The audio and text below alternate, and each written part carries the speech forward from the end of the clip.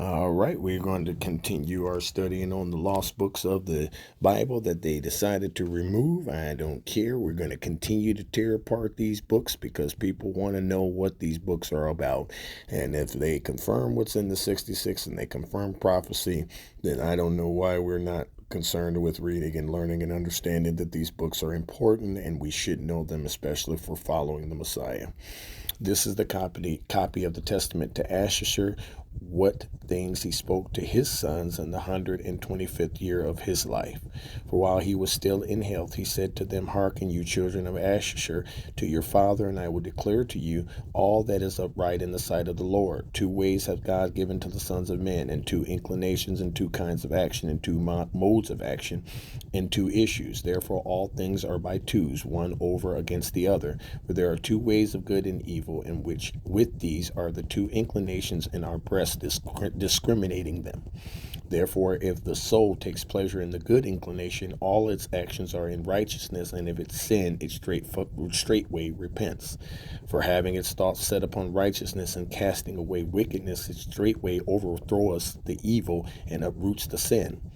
But if it inclines to the evil inclination, all its actions are in wickedness, and it driveth away the good and cleaves to the evil, and is ruled by Belial, even though it works what is good, he preferredeth it to evil. For whenever it begins to do good, he forced the issue of the action into evil for him, seeing that the treasure of the inclination is filled with an evil spirit. A person then may with the words help the good for the sake of the evil, yet the issue of the action leads to mischief. There is a man who shows no compassion upon him who serves his turn in evil, and this thing bath 2 aspects, but the whole is evil. And there is a man that loveth him that worketh evil, because he would prefer even to die in evil for his sake. And concerning this it is clear that it bath 2 aspects, but the whole is an evil work. Though indeed he had love, yet is he wicked who conceals what is evil for the sake of the good name, but the end of the action tendeth unto evil. Another stealeth, doing unjustly, plundereth, defraudeth, and withal pitieth the poor. This too bath a twofold aspect, but the whole is evil. He who defrauds his neighbor provoketh God, and swear falsely against the Most High, and yet pitieth the poor. The Lord who commanded the law, he setteth a naught, and provokes, and yet he refresheth the poor. He defiles the soul, and makes gay the body. He kills many, and pitieth a few. This too bathe a twofold aspect, but the whole is evil. Another commits adultery and fornication, and abstains from meats, and when he fasts, he does evil, and by the power of his wealth overwhelmeth many, and notwithstanding his excessive wickedness, he does the commandments. This too has a twofold aspect, but the whole is evil. Such men are hares clean, like those that divide the hoof, but in very deed are unclean.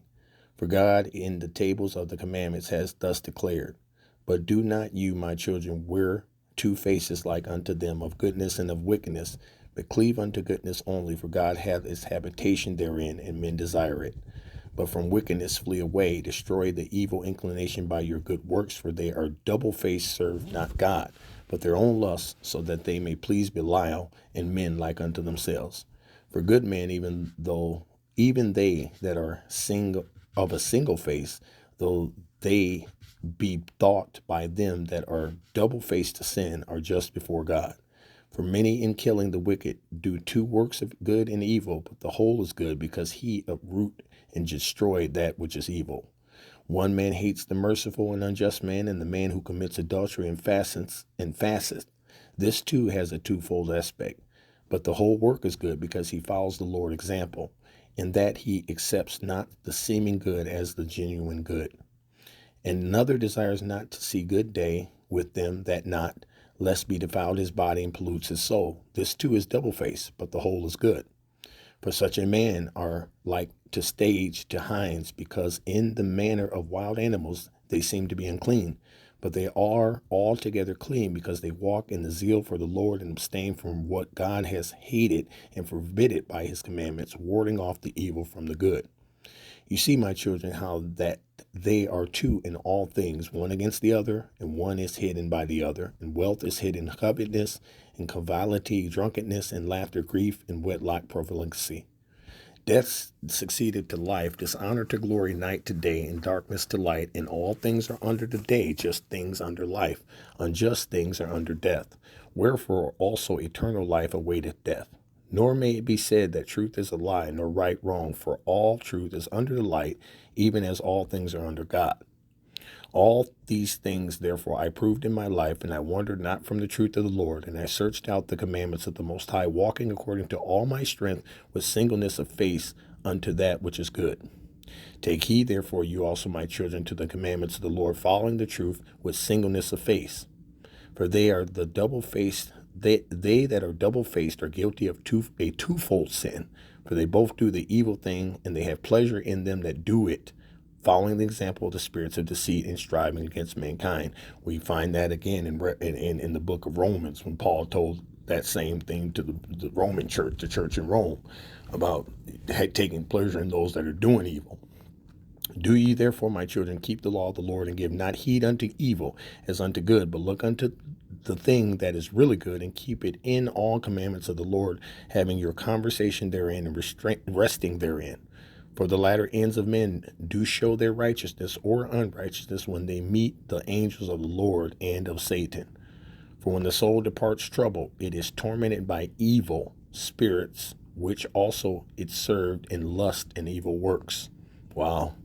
But if he is peaceful with joy, he meets the angel of peace. Either angels or demons are going to show up when you pass this earth, and he leads him into eternal life. So that confirms what I said about the angels or demons meeting you when you've passed, when you die, because it says, for the latter ends of men do show their righteousness or unrighteousness when they meet the angels of the Lord and of Satan. For when the soul departs troubled, it is tormented by the evil spirit, which also it served in lust and evil works. So the same demons that tormented you in life will be the demons that are going to pull you to hell. And if he is peaceful with joy, he meets the angel of peace, and he leads him to eternal life. So then the angel of peace is going to take you to eternal life if you are saved. Become not, my children, as Sodom, which sinned against the angels of the Lord and perished forever. For I know that you shall sin and be delivered into the hands of your enemies, and your land shall be made desolate, and your holy places destroyed, and you shall be scattered into the four corners of the earth, and you shall be set at naught in the dispersion, vanishing away as water, until the Most High shall visit the earth, coming himself as a man, with men eating and drinking and breaking the head of the dragon in the water. He shall save Israel and all the Gentiles, God speaking in the person of a man. Therefore do you also, my children, tell these things to your children, and they disobey him not.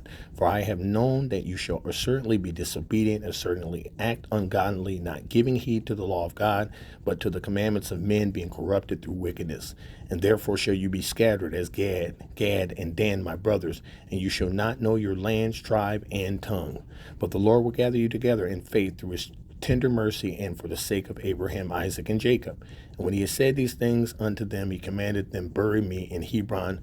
And he fell asleep and died at a good old age.